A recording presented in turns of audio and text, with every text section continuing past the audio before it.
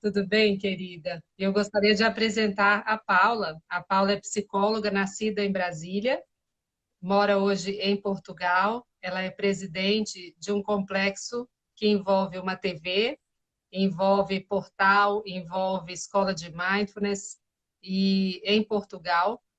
E, pela primeira vez, uma TV dedicada somente à saúde mental. E eu estou com a Paula nesse projeto. Nós estamos juntas em vários projetos. É uma alegria, uma honra muito grande para mim.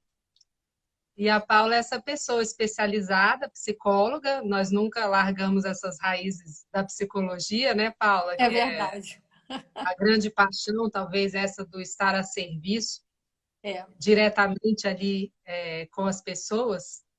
E, assim, é com muita alegria que eu recebo você aqui hoje. A Paula é especializada também em psicologia junguiana, como eu, Isso. e em psicologia budista, né, Paula? Sim, sim, é assim. Tudo bem, Sim, Carla? É muito bom tudo. estar aqui e realmente eu fiz esse trabalho, esse estudo de psicologia budista, né? Me especializei no Himalaia mesmo e quando o Mindfulness ainda não tinha assim se despontado, vamos dizer assim, né? Então venho desse trabalho da raiz, vamos chamar assim do Mindfulness de raiz. Eu tive Isso. contato, tive a oportunidade de ter sido treinada pelo Dalai Lama, ter sido assim, recebida por ele na casa dele. Então, eu tenho uma experiência assim, peculiar em relação a isso, né? E depois que eu tive essa experiência, eu tinha por aí 8 anos de formada, agora eu tenho 31 anos de formada, e depois disso eu nunca mais deixei de trabalhar com este segmento, com este pensamento. De fato, mudou radicalmente a minha postura, né, terapêutica. Acho que especialmente num ponto assim que é determinante, que eu acho que o Jung também nos ensinou, que é ver a pessoa, ver o ser humano, ver o potencial da pessoa, ver o valor da vida, ao invés de ficar focado na doença, na queixa, no sintoma. Exatamente, essa é uma nova força dentro da psicologia, já se fala nisso há muitos anos, né? Um teórico que eu gosto muito e que se fala muito pouco dentro da psicologia é o Maslow. Se fala muito Sim, dele sim. na administração, né? Mas ele foi dos primeiros a falar, mas o que é uma pessoa plenamente saudável? Por que a gente fica na psicologia estudando só a patologia, a doença? Ele O é que seria humanista, essa né? pessoa Maslow, humanista? ele vem da escola humanista. Ele e o Rolomei eram dois humanistas assim que já tinham essa abordagem de alguma maneira. A gente não pode negar, Carla, que existe um pedacinho dessa raiz aí em algumas outras linhas, como a própria psicanálise com a escuta flutuante, com como é que foi? Quem foi? A Karen Horney e a Melanie Klein tiveram um pouco dessa ideia, um pouco, muito tímida.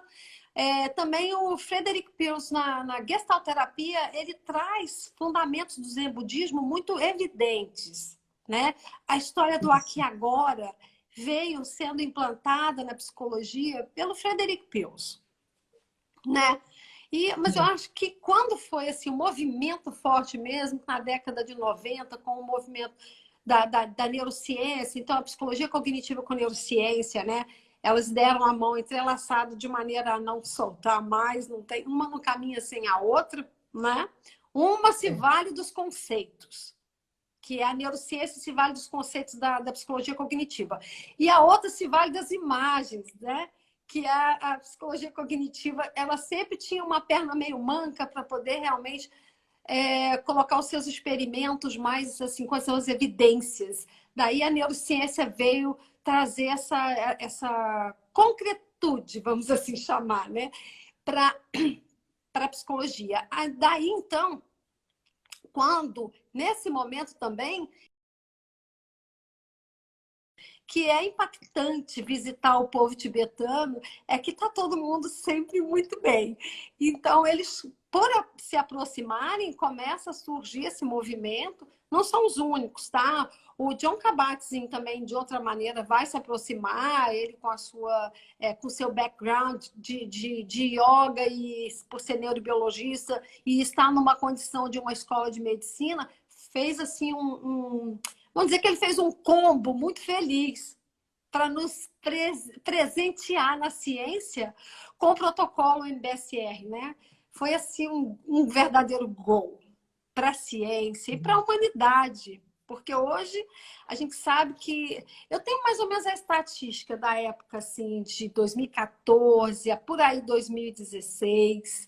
O Mindfulness foi o tema mais estudado na área de saúde mental e foi a intervenção mais utilizada em nível mundial durante esses anos. Imagina, eu não consigo corresponder se continuou isso. Mas nessa época em que eu tive contato com os estudos, foi esse que foi demonstrado, né? Assim, os resultados do Mindfulness foi de um crescendo enorme. Então, pôde-se observar que o Mindfulness tem um poder de permear a todo e qualquer segmento. Sem E querer o ser uma trabalho sendo panaceia. feito Me desculpe. hoje tão lindo, né, Paula, de capilarizar esse acesso ao mindfulness, porque eu vejo assim o quanto era algo Sim. complicado, né? A pessoa imagina fazer como você fez, ir para os Himalaias, atrás dos monges, e quer dizer, isso é um nível de decisão que você teve, e de oportunidade, e de obstinação, que muitas vezes nós não temos Sim. acesso a isso. Ou como eu, fiquei 7 anos indo para os Estados Unidos para estudar. Você é Mindfulness Raiz e eu sou Mindfulness Nutella, né, das universidades americanas. Então, assim, é um esforço muito grande. Então, isso acaba restringindo um pouco esse acesso. E nós duas, eu e Paula, conversamos muito sobre a importância de se tornar acessível, de se capilarizar o mindfulness. E a Paula me contou uma vez uma história muito linda de uma previsão dentro do budismo que você lembra quantos pássaros de ferro, Paula? Me conta Sim. essa história para o No pessoal. século VII, essa pessoa passou por aqui. É histórico isso, e está registrado, né? Foi uma profecia mesmo. Então, Padmasambhava, ele é assim, vamos dizer, um monge muito forte, que ele tem até mesmo um peso de um Buda dentro do segmento deles. Então, ele deixou escrito no melhor do sentido, porque os ensinamentos são passados oralmente, mas então os discípulos anotam. E ficou então registrado que no momento assim em que os pássaros de ferro existissem, ou seja, os aviões, os tibetanos iriam brotar no planeta Terra, em todos os países, como se fossem formigas, como se fossem formigueiros, iam brotar na Terra. De fato, os tibetanos, em 1949, eles perderam o seu chão, a sua terra, né? Porque foi invadido pela China. Mas é interessante que, para um povo, uma pátria existir, ela precisa de chão, ela precisa de bandeira e língua. Eles mantiveram a língua e a bandeira deles é exatamente essa do mindfulness, da paz. E eles, é claro, eles mantêm a bandeira deles, eles estão exilados até hoje na Índia. Eles, então, deixaram que esse povo tibetano fosse espalhado, né, no planeta todo. Realmente o mindfulness está, de uma maneira ou de outra, ou pela ciência, ou pelo budismo, espalhado. E a gente tem esse benefício, né, de usufruir de um entendimento da vida muito, muito assim, eu acho que leve, muito leve, né? De um bem Termos viver. acesso, né, Paula, a algo tão maravilhoso, É, nós hoje temos acesso, né? muito acesso. E falando em acesso, Carla, se você me permite, é exatamente por isso que nós fundamos a TV Psi, né? Que é o único complexo tecnológico do mundo voltado apenas para a saúde mental. E isso não foi nós, né? Não fomos nós que achamos que somos os únicos. Foram os fundos europeus que nos classificaram assim.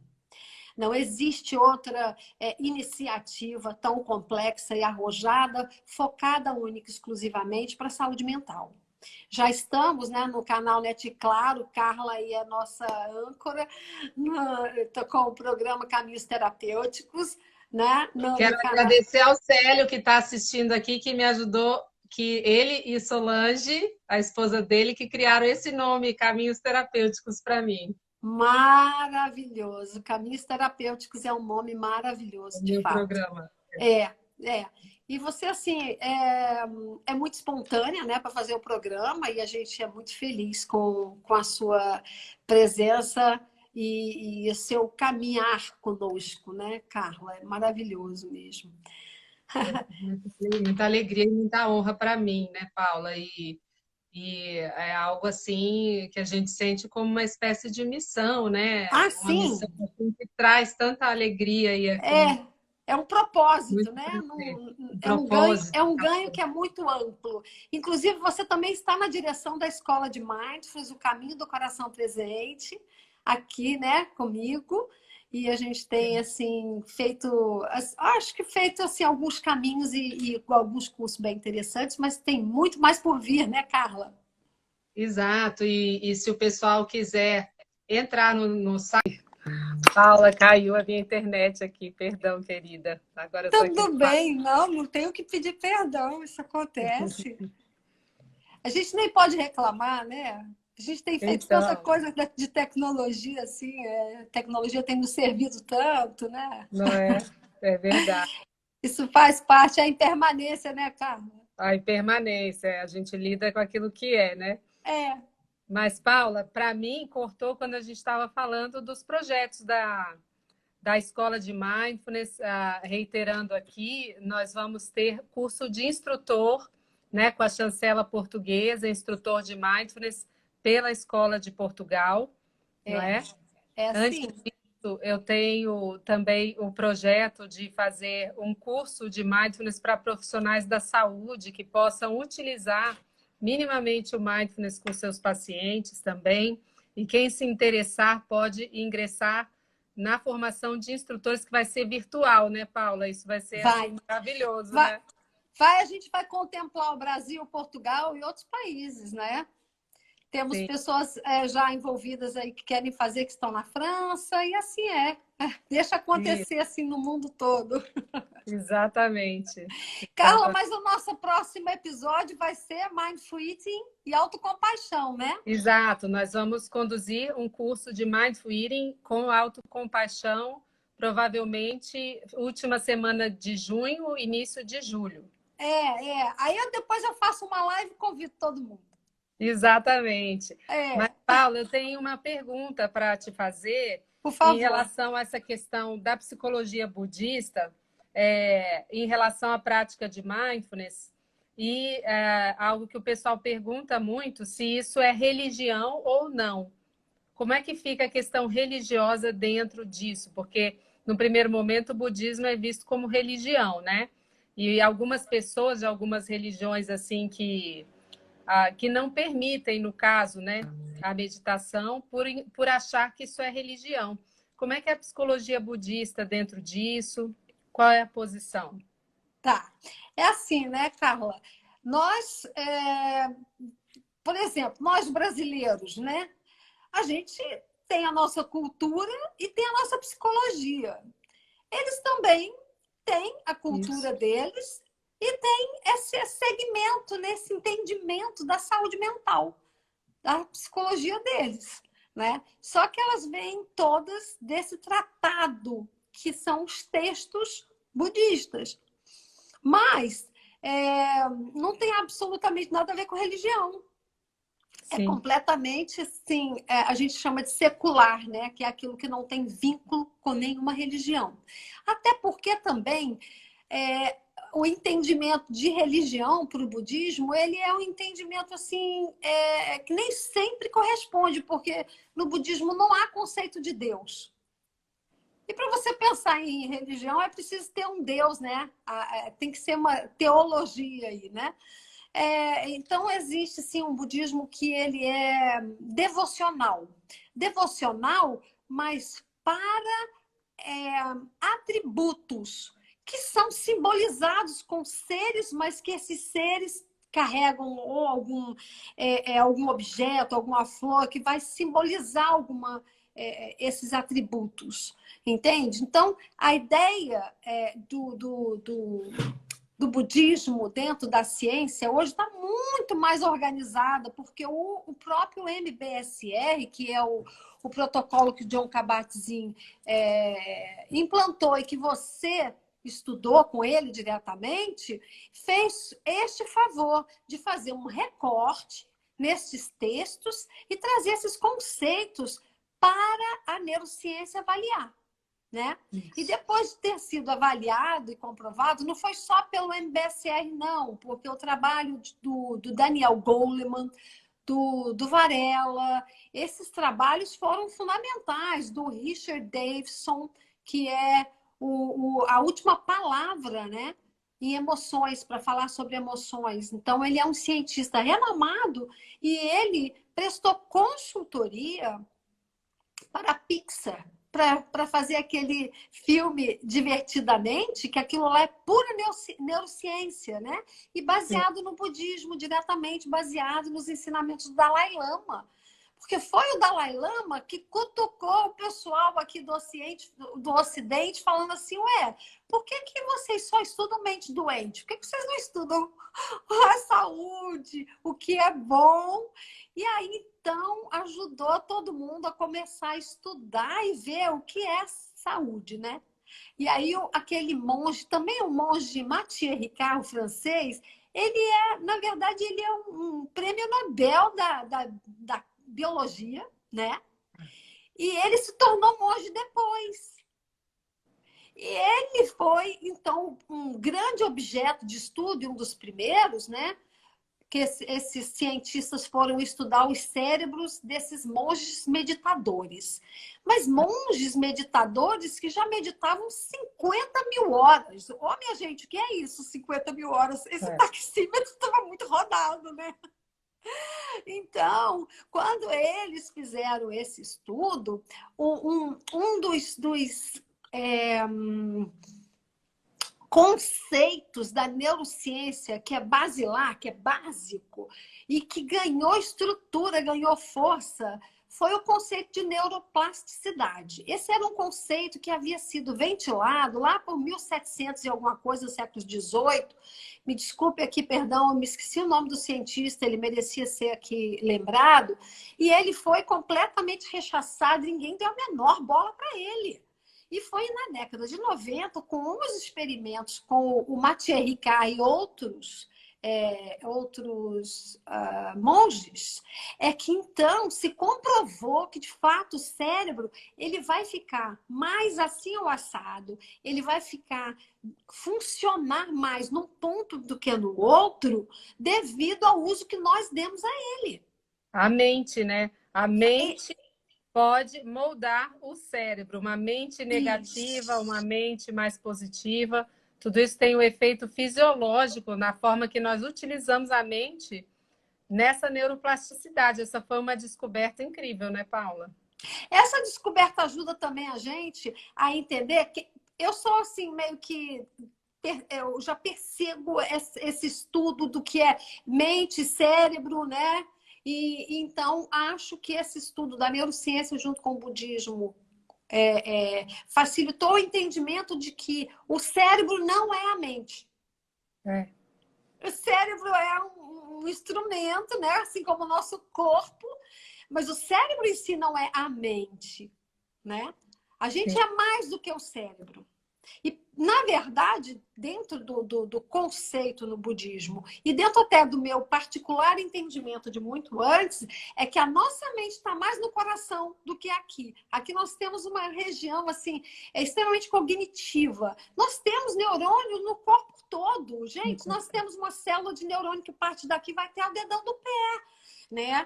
Então, tem neurônios no nosso corpo todo, não é só no cérebro. É claro que E o no cérebro visceral, né, Paula? é No visceral, onde a gente sente o medo, onde a gente sente o frio na barriga. Tudo isso isso são neurônios no intestino, né? Que tem o também. segundo cérebro, né? Exatamente, mas então, para mim, assim, né, a questão da emoção, nós somos regidos, movidos pela emoção. Quando eu estudei lá, sei lá, acho até que no início da faculdade, a gente entendia, né, que a memória ela era cognitiva, ela era pensamento era memória. Quando Daniel Goleman traz esse conceito de inteligência emocional, aí a gente vai perceber que a memória, na verdade, ela é emocional. Tanto assim que o nosso, assim, eu diria assim, que o que a gente tem de memória mais forte guardado são os traumas. Isso, trauma só ocorre devido à emoção muito forte, que nos paralisa, né? Então, quer dizer, as nossas emoções deixam marcas, registros no nosso sistema como um todo.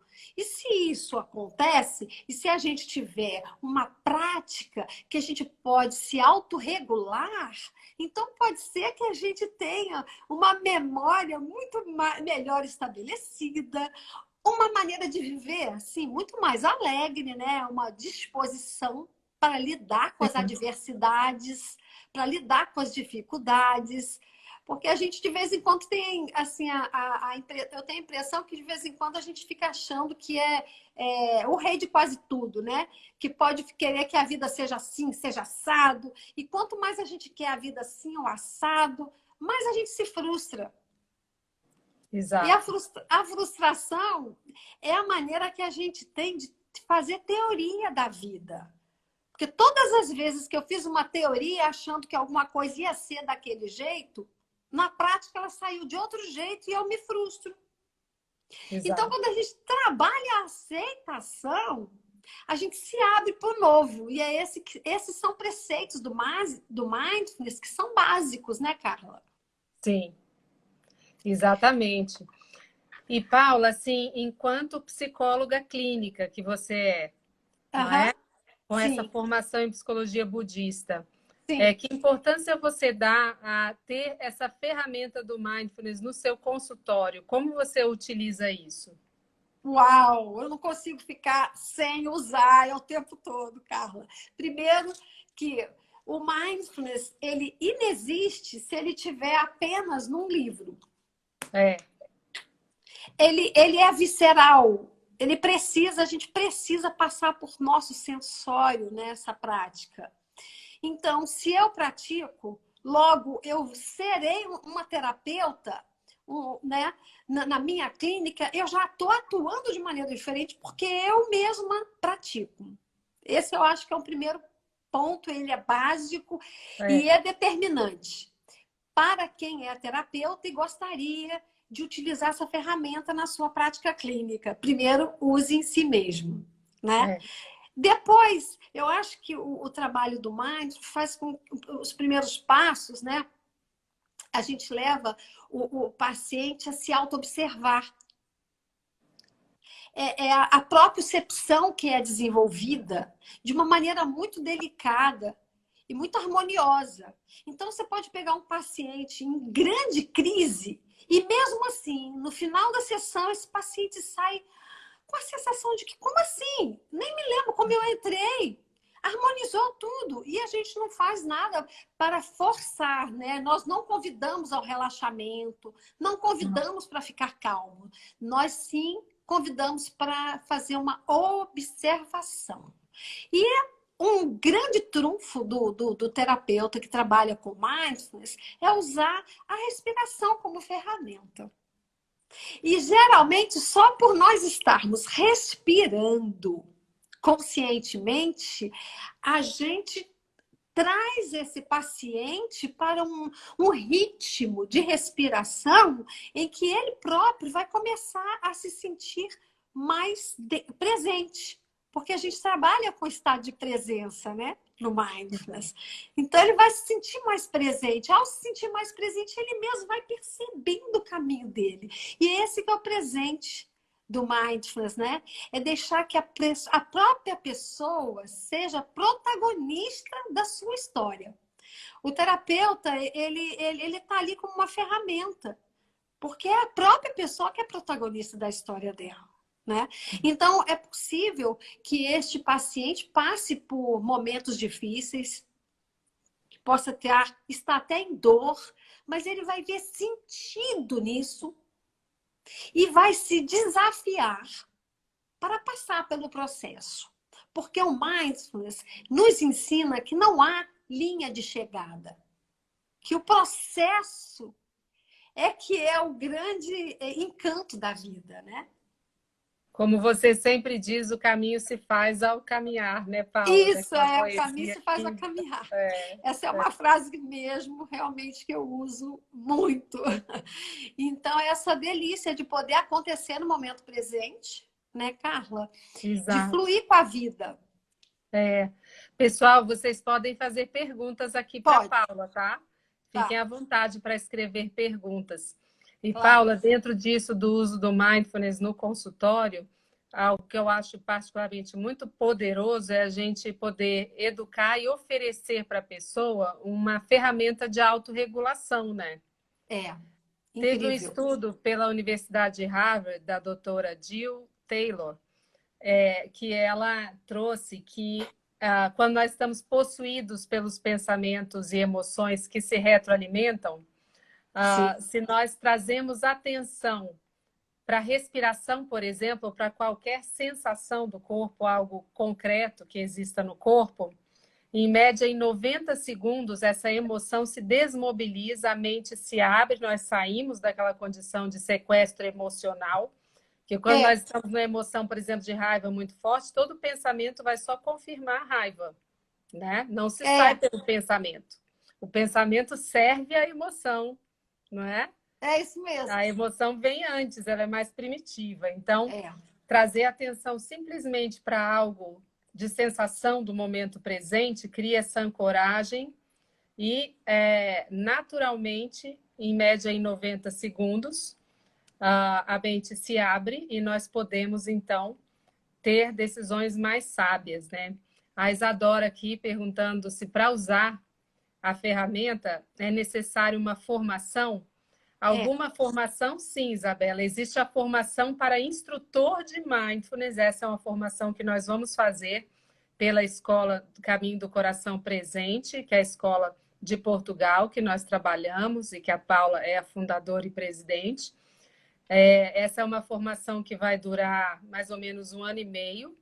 Porém, eu tenho esse projeto pessoal e esse chamado, essa missão, em fazer cursos, um curso mais breve para que um profissional de saúde possa aplicar no seu consultório, seja ele o médico antes de uma cirurgia, onde ele possa acalmar uma pessoa, ou que ele tenha que dar uma notícia ruim, que ele faça isso com sabedoria, um fisioterapeuta que precisa da colaboração da pessoa para trabalhar junto, um psicólogo que possa conduzir uma meditação ou ensinar a pessoa a se autorregular.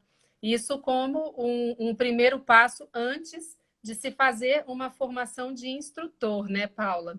Isso. E algo que nós falamos muito, Paula e eu, é que o mindfulness tende em si a se tornar uma profissão no futuro. Onde, com certeza. Onde, por exemplo, em uma escola para as crianças haja um profissional de mindfulness. Sim. Onde, num hospital, onde numa universidade ter uma cadeira de mindfulness. Sim. Imagina, dentro da psicologia ter uma cadeira de mindfulness. Seria maravilhoso e necessário, né, Paula? Já não e era até em outros cursos. Dentro da administração, e esses dias eu estava pensando até mesmo no direito, os mediadores. Com certeza. Imagina como os mediadores poderiam atuar dentro da área do direito com um pouco de mindfulness. Um instrumento mindfulness, né? É. O bom disso, né, Carla, é que vai levar todo mundo a praticar. Todo mundo. Todo Eu mundo. também gosto de lembrar, Carla, que mindfulness não é meditação. Mindfulness é uma atitude mental. E a meditação, eu comparo assim, você pode atingir até espontânea essa atitude mental. E você pode atingir com mais eficiência, mais eficácia, né? Fazendo treinos, mas eu costumo dizer que quando você utiliza a meditação para alcançar essa atitude mental, é como se você fosse um cirurgião. Se você usar o bisturi mecânico, vai fazer um bom corte, vai fazer uma cirurgia. Mas se você usar o laser, ele é preciso. E assim é a meditação. Ela faz com que a nossa atenção passe a se tornar precisa. E é esse que é o nosso propósito nessa prática, né? Então, esses profissionais, o convite é que eles venham conosco fazendo alguns cursos durante esse ano, que nós iremos oferecer alguns cursos, e inclusive esse curso especial que a Carla está embalando só para profissionais, né, Carla? Então, profissionais de saúde. E assim, não necessariamente saúde, agora eu estou pensando, né? Outras vertentes também podem se beneficiar. Como eu falei, com na área de certeza. direito, tudo Mas talvez você possa dar esse direcionamento e a gente depois dê um outro direcionamento. Isso vai se lapidando e trilhando, né, caminhos. Acho assim, igual o Mindful Eating com autocompaixão, né? Esse tema, ele é um tema que ele abrange a toda e qualquer pessoa. Verdade. Toda e qualquer pessoa.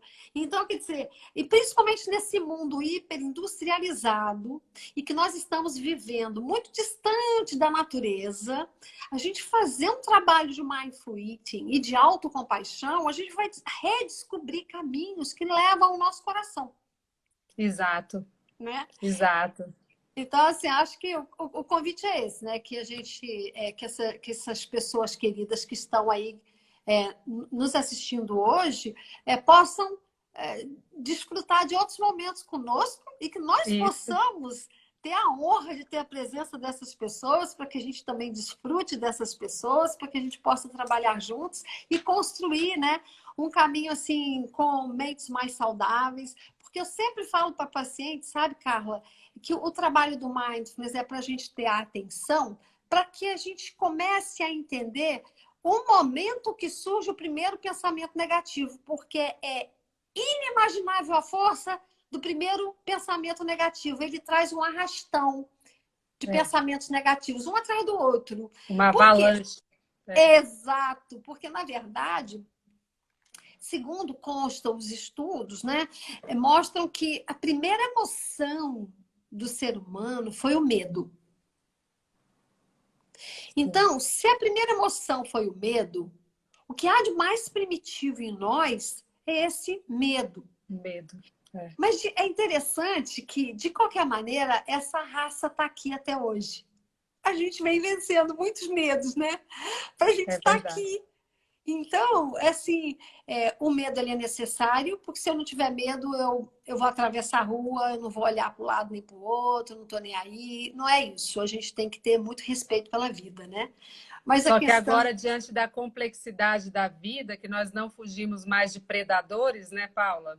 Então, esse medo pode vir de um e-mail que se recebe, esse medo pode vir de uma notícia que se tem, esse medo pode vir da perspectiva de um abandono, de acordo com um pensamento que nós tenhamos ciumento, por exemplo, que pode ou não acontecer. Essas ameaças estão muito hoje abstratas e introjetadas e emaranhadas na nossa existência. Então, é necessário que a gente eduque essa mente, né? A Marília está com a pergunta aqui, Paula, se o mindfulness é usado de diferentes formas de acordo com a emoção que está sendo trabalhada ou não. Sim, sim. Sim, inclusive quando nós temos um paciente assim que está até muito deprimido, a gente não indica logo de início fazer um curso.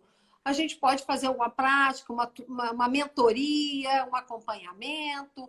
Por quê? Porque esse paciente, ele tá ainda sem aquela força motriz para lidar com as emoções. Então, é preciso muita calma. É assim, é verdade. Inclusive, tem protocolos específicos para A pacientes depressão. que têm... para depressão, a gente já sabe, mas específicos até para esquizofrenia. Quer dizer, de tal modo tão ajustável que existem protocolos e protocolos. Tem protocolo que ele vai atender mais o MBCT, né? Que vai mais para a questão assim, cognitiva mesmo e cuida mais da ansiedade. O MBSR cuida mais da depressão, do estresse, né? Então, assim, cada protocolo... Tem protocolos, Marília, que cuidam especificamente para recaídas de vícios, de substâncias, de Vícios, dependência, é. né? Então, existem muitos protocolos, muitos mesmo. E o nosso Muitas protocolo vai estar focado na autocompaixão. É o protocolo Caminho do Coração Presente. Ele tem a sua estrutura, a coluna vertebral, está toda focada na autocompaixão.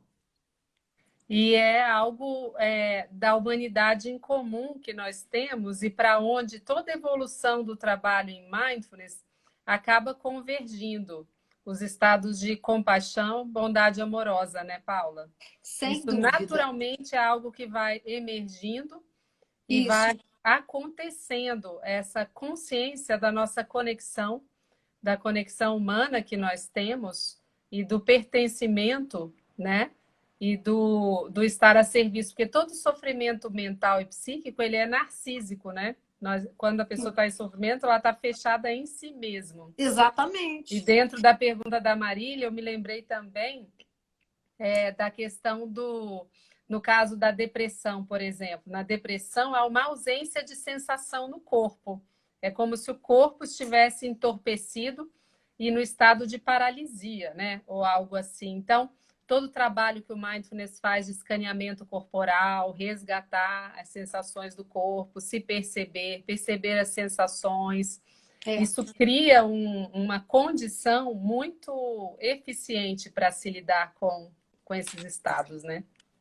É verdade. Na depressão, aí são alguns neurotransmissores, né, que ficaram bloqueados, que não estão sendo produzidos o suficiente para deixar que a pessoa tenha um estímulo, vontade de viver, e ela perde um pouco a perspectiva do que vai fazer, né? Então, é preciso um protocolo com práticas mais delicadas, menos invasivas, mais paulatinas, para que se acesse primeiro a pessoa, né? Depois a gente consegue aí dar essa força motriz para ir motivando e trabalhando, mas tem que ser com muita calma, né? Então, assim, eu acho que o importante assim, qual é a inspiração de ter um protocolo focado na autocompaixão? A autocompaixão é relativamente complexa, porque ela não é uma misericórdia de si mesmo, não é autopiedade, não é nada disso. Mas foi estudando, foi praticando, que a gente assim, percebeu que para se alcançar a compaixão é preciso primeiro passar por si mesmo, que nem o mindfulness. Se você não ensina, não fala sobre mais, se você não tem experiência. E para também se alcançar a compaixão, é preciso primeiro descobrir o que é autocompaixão. Esse olhar para si mesmo, olhar para o seu próprio coração, né? Perceber que você é uma pessoa limitada, que é uma pessoa que incorre erros, mas que você pode ser apoiado, acolhido.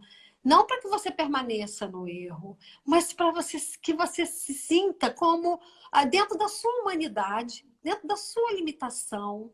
E a partir desse momento que você se autoaceita, é como florescer, né? Você começa a se transformar. No mindfulness, nós aceitamos para transformar. Não é uma aceitação conivente, passiva. Aceitação é uma constatação.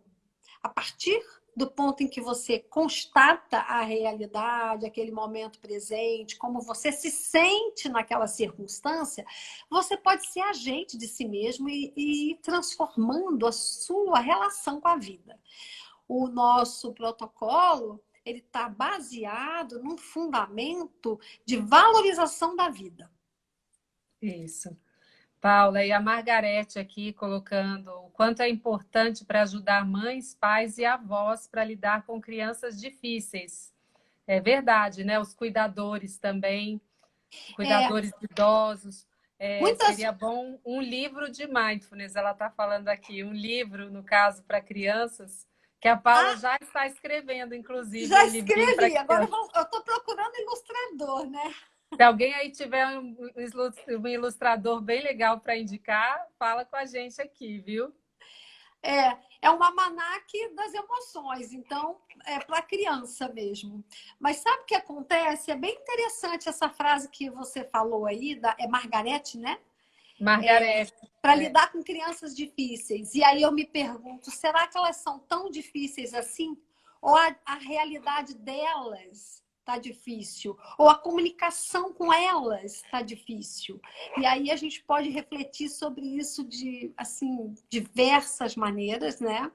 O que nós queremos é acessar essa criança, esse mundo. Essa criança está dentro de uma bolha. É preciso acessar essa criança. E talvez, se esse adulto estiver praticando, se esse adulto estiver em contato com o seu coração, talvez esse adulto possa desenvolver uma empatia e aprender a olhar para essa criança, porque muitas vezes esse olhar está perdendo a qualidade do contato. Do olhar e ver assim exatamente como você está. Porque também as crianças, não só os adultos, mas as crianças, elas estão recebendo muitas informações. E isso não significa o saber. Significa Não. ter acesso, conhecer. Significa também sobrecarga sensorial, né, Paula? Sim, A quantidade de sim. informações que uma criança é exposta hoje, isso cria mesmo uma hiperatividade, né, mental, que não são só as crianças, nós também estamos, toda uma geração com transtorno de déficit de atenção e hiperatividade, porque há essa sobrecarga de informações. Então, nós precisamos aprender a gerenciar essa mente melhor, onde colocar a atenção. E o Mindfulness traz esse treinamento, essa prática, onde colocar a atenção momento a momento, né? Carla, desculpe, pode falar, depois eu falo. É que tem uma pergunta aqui também, do Ser Pasquir, esse nome. O Mindfulness estaria ligado a alguma escola teórica, alguma abordagem? Sim. Mais a TCC, né, Paula? É a terapia cognitivo-comportamental. E o Mindfulness passou a ser considerado, né, a terceira onda da psicologia cognitivo-comportamental, em que o Mindfulness vai funcionar como um tecido e ele envolve toda a abordagem da psicologia cognitiva comportamental a partir dos anos 2000.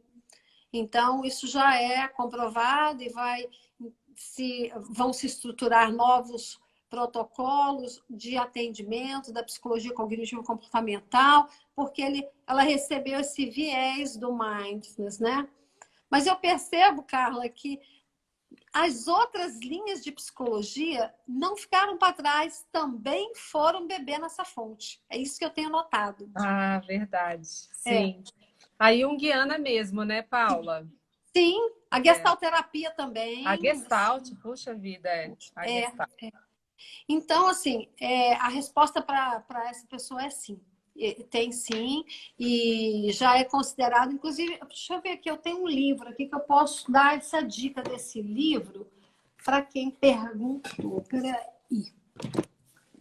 Esse livro aqui, ó, ele é brasileiro, ele é de autores brasileiros, tá? E ele vai falar... A gente está enxergando tudo assim ao contrário. Lê o nome para a gente, por favor, Paula. Então, terapias comportamentais de terceira geração. Sim. Acho que basta isso daí. Guia para profissionais. Então, ele não eu acho que depois disso já se evoluiu muito, depois do lançamento desse livro, mas ele dá uma estrutura para quem quer conhecer um pouco sobre isso, e ele dá uma indicação assim, de uma grande